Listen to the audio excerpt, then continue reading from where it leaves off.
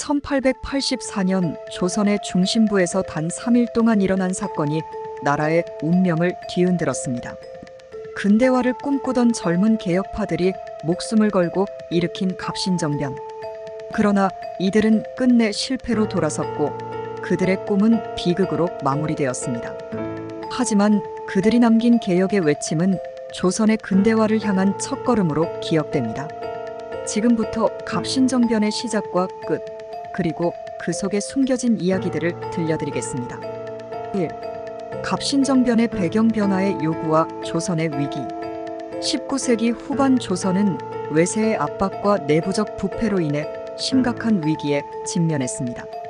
중국과 일본은 조선에서의 영향력을 확대하기 위해 경쟁했고 러시아 또한 한반도를 주시하고 있었습니다.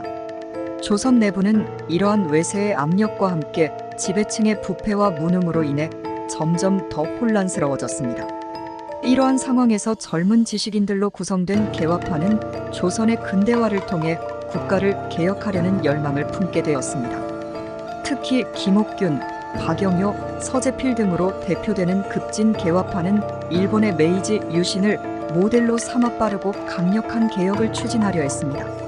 이들은 조선의 봉건적 체제를 타파하고 근대 국가로의 전환을 통해 외세의 압박에서 벗어나려는 목표를 가지고 있었습니다. 2. 갑신정변의 전개 3일간의 혁명.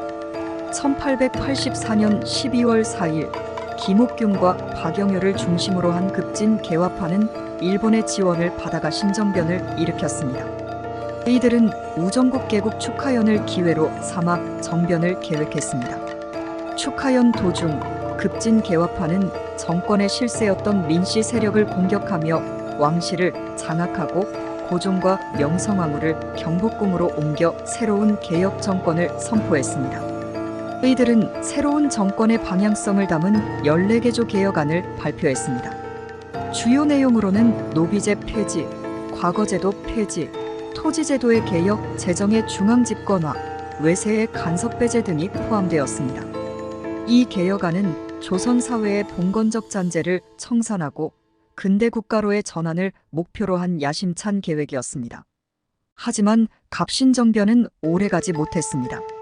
정변 소식을 들은 청나라군이 급히 개입하면서 상황이 급변했습니다. 일본군의 지원을 받던 개화파는 청나라군과의 대결에서 압도적인 병력 차이를 극복하지 못하고 밀렸습니다. 결국 정변은 단 3일 만에 실패로 끝났고 급진 개화파 지도자들은 체포되거나 일본으로 망명할 수밖에 없었습니다. 3. 갑신정변의 비극과 실패의 원인. 갑신정변의 실패는 여러 요인으로 인해 촉발되었습니다. 첫째, 급진 개화파는 정변의 성공을 위해 일본의 지원에 지나치게 의존했습니다. 이는 외세에 의한 개혁이라는 인식을 조선 백성들에게 심어주며 정변의 정당성을 약화시켰습니다. 둘째, 정변의 실행 과정에서 농민과 대중의 지지를 얻지 못했습니다. 개화파는 근대화를 목표로 했지만 그들의 개혁안은 백성들의 현실적인 문제를 해결하기에는 부족했습니다.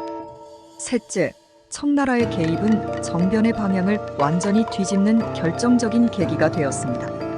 조선은 당시 청나라의 종주권 아래 있었고 청나라의 군사적 개입은 개화파가 감당할 수 없는 수준이었습니다.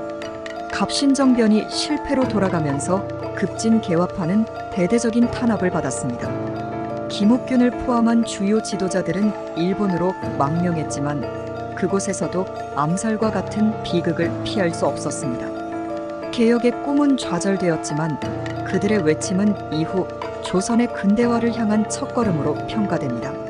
4. 숨겨진 이야기와 미스터리. 갑신정변의 이면에는 흥미로운 이야기와 논란이 많습니다. 특히 일본의 역할은 오늘날까지도 논란의 대상입니다. 당시 일본은 조선에서의 영향력을 확대하기 위해 개화파를 지원했지만 정변이 실패하자 곧바로 개화파를 버리고 조선 정부와 화해를 모색했습니다. 이는 일본이 단순히 개화파를 이용하려 했던 것이 아니냐는 의심을 낳았습니다. 김옥균의 죽음도 또 다른 미스터리입니다. 그는 갑신정변 실패 후 일본에서 망명 생활을 이어갔지만 1894년 상하이에서 암살당했습니다. 그의 암살 배후에 청나라와 조선 정부가 있었다는 주장이 있지만 구체적인 증거는 밝혀지지 않았습니다. 그의 죽음은 조선 근대화 운동의 상징적 인물 하나를 잃게 만들었고 개화파의 몰락을 더욱 가속화시켰습니다. 갑신정변에서 발표된 14개조 개혁안도 오늘날 주목받는 부분 중 하나입니다. 이 개혁안은 단순히 조선 사회의 문제를 해결하려는 시도가 아니라 조선을 근대국가로 전환하려는 야심찬 계획이었습니다. 그러나 이 개혁안이 대중과의 소통 없이 발표되었다는 점에서 당시 사회적 기반이 약했던 개화파의 한계를 보여줍니다. 5. 갑신정변의 역사적 의미와 교훈. 갑신정변은 단 3일 만에 끝났지만 조선 사회에 큰 충격을 남겼습니다. 이 사건은 조선의 봉건 체제를 개혁하려는 첫 번째 시도로 평가되며 이후 가부개혁과 독립협회의 활동에 영향을 미쳤습니다. 특히 근대화를 추진하려던 개화파의 외침은 이후 조선이 나아가야 할 방향성을 제시했다는 점에서 역사적 의의가 있습니다. 갑신정변의 교훈은 무엇보다도 개혁의 주체가 외세에 의존해서는 안 된다는 점입니다.